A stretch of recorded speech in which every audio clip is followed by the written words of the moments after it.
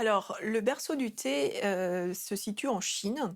Le thé a été découvert donc en Chine il y a 5000 ans grâce à un empereur, l'empereur Shennong.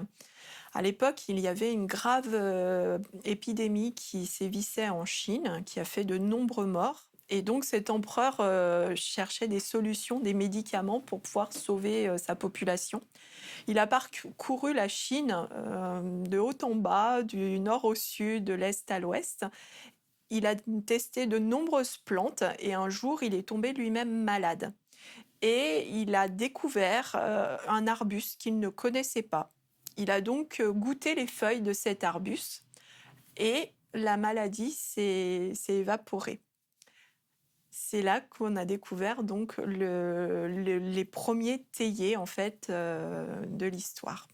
Alors les Anglais ont commencé à cultiver le thé, au départ à Darjeeling au 19e siècle, sous l'influence d'un botaniste qui était en voyage, en Chine et qui a dégusté un thé qui était, devenu oxydé. En fait, le fabricant avait oublié des feuilles qui s'étaient oxydées, donc un thé impropre à la consommation en Chine.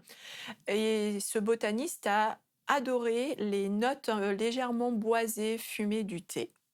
Et donc, il a intégré ce procédé de fabrication et développé la production en Inde.